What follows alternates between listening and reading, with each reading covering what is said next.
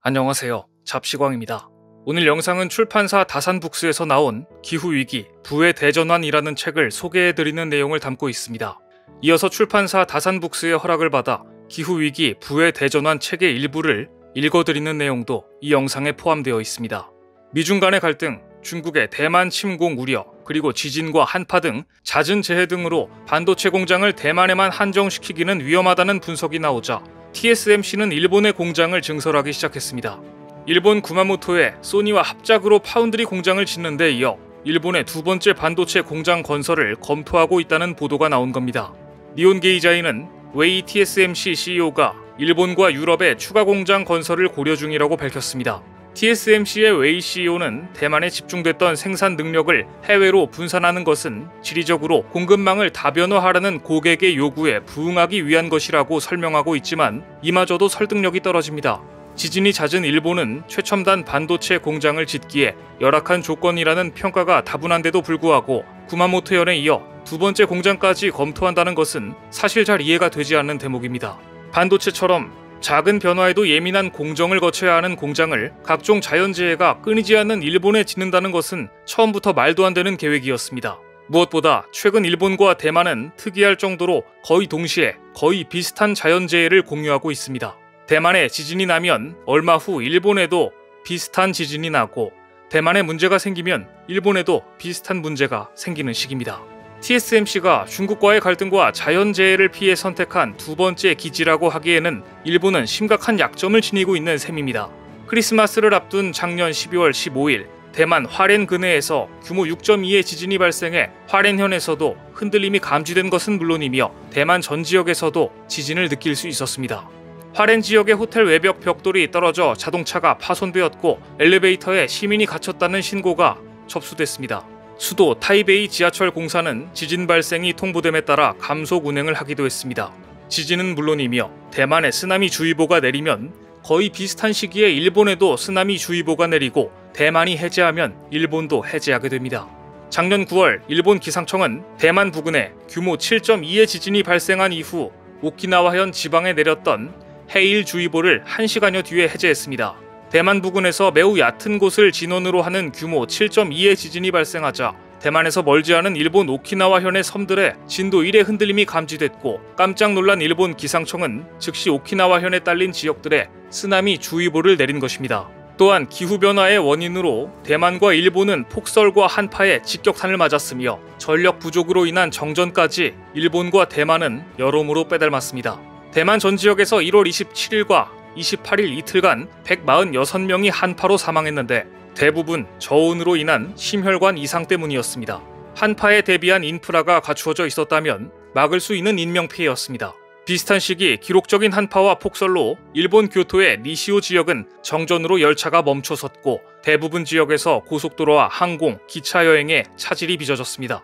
이렇게 요즘 대만과 일본의 자연재해는 같은 나라가 아닌가 싶을 정도로 비슷합니다. 즉 두 나라 모두 기후변화가 불러온 악조건을 정면으로 받고 있는 것입니다.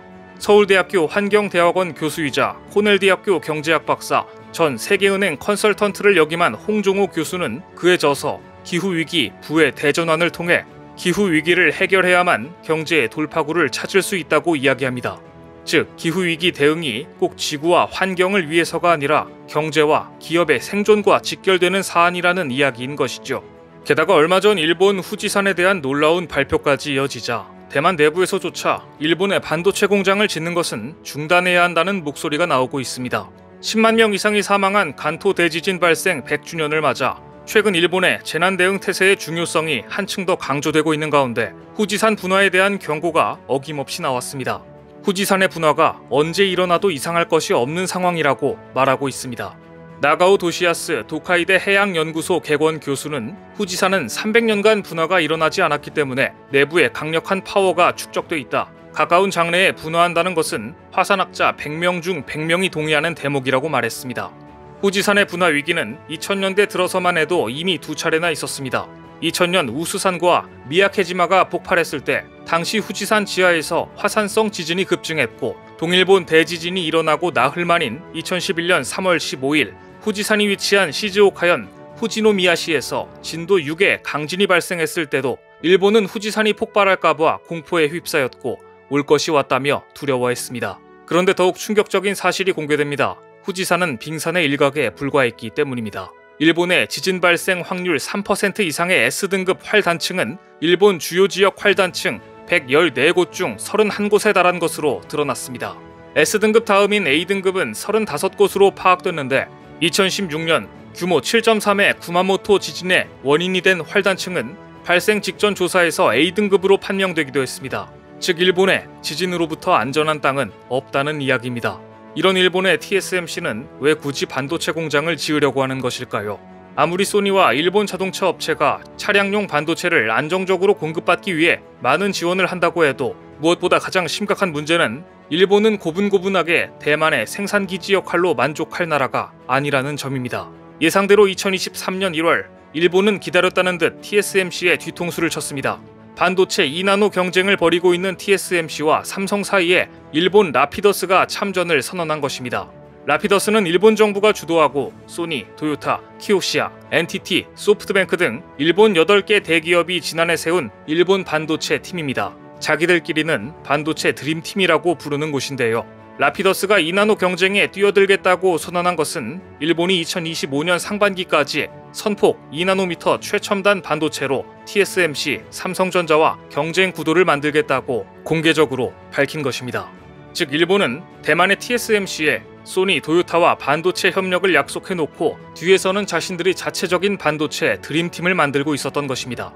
라피더스는 최대한 빠른 시일 안에 대만과 한국을 따라잡기 위해 최근 고객사 설계 지원과 양산 공정 조정 등으로 고객사에 첨단 반도체를 전달하는 시간을 최대한 단축할 것이라며 속도전에 들어갈 것을 시사했습니다. 물량에서 우위를 점하고 있는 TSMC 그리고 삼성전자와 차별화를 두기 위해 자기들은 빠르다를 내세운 것인데요. 그런데 불과 얼마 전까지 반도체 기술력이 전혀 없었던 일본이 무슨 자신감으로 속도전을 이야기하는 걸까요? TSMC의 기술력을 빼내겠다는 의지를 노골적으로 드러낸 것입니다. 어쩌면 이미 기술을 빼돌렸을 가능성이 매우 높습니다.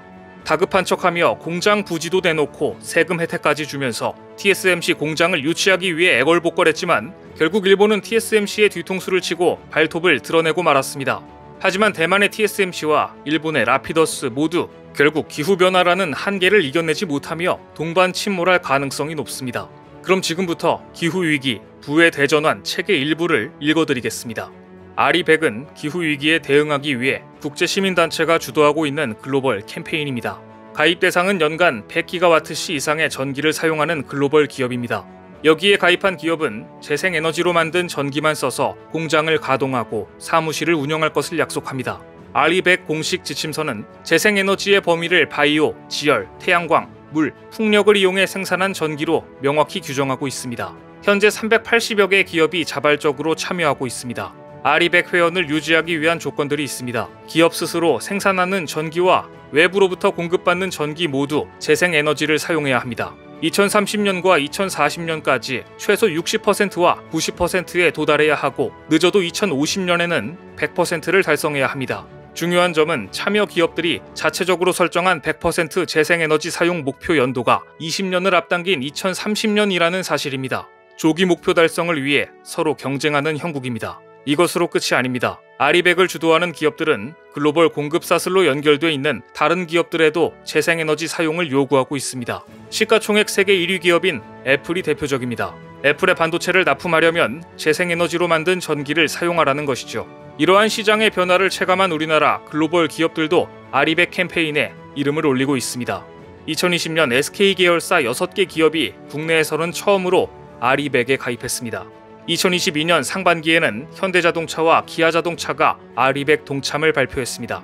2022년 9월 삼성전자가 RE100에 가입한 사건 기억하시나요? 시가총액, 매출액 등 어떤 기준으로도 우리나라를 대표하는 기업인 삼성전자가 왜 이 시점에 RE100 가입을 선언했을까요? 삼성전자의 핵심 고객인 애플이 무엇을 요구하는지 잘 알고 있었기 때문일 겁니다. 만약 삼성전자가 RE100 조건을 제때 충족하지 못한다면 애플은 지난 2020년 이미 RE100에 가입한 대만의 TSMC로 거래처를 옮길 수도 있다는 의지를 보인 것이죠.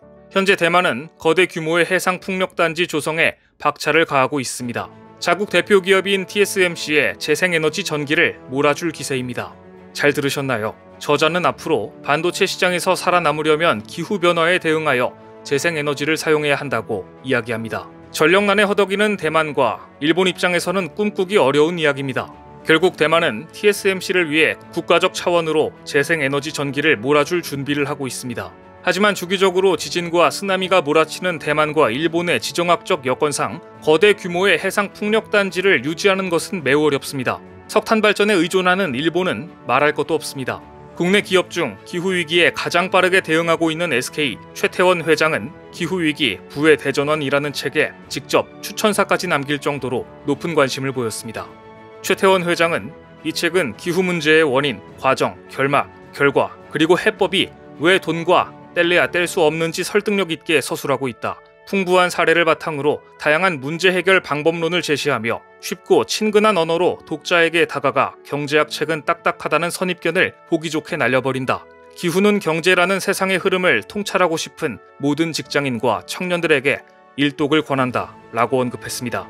개인적으로 이 책을 읽고 대기업 취업을 준비하는 취업준비생들이 읽으면 참 좋을 것 같다는 생각이 들었습니다. 기후변화에 관심이 많은 SK 최태원 회장이 추천할 정도라면 취업준비생들이 기후변화와 기업의 관계에 대해 상당한 지식을 체득할 수 있기 때문입니다. 면접을 준비할 때 특히 도움이 될 것 같은데요. 막연하게 들리던 기후변화와 재생에너지 분야를 돈이 되는 기회로 발상의 전환을 이루고 싶은 분들께 출판사 다산북스에서 나온 기후위기 부의 대전환을 추천드립니다.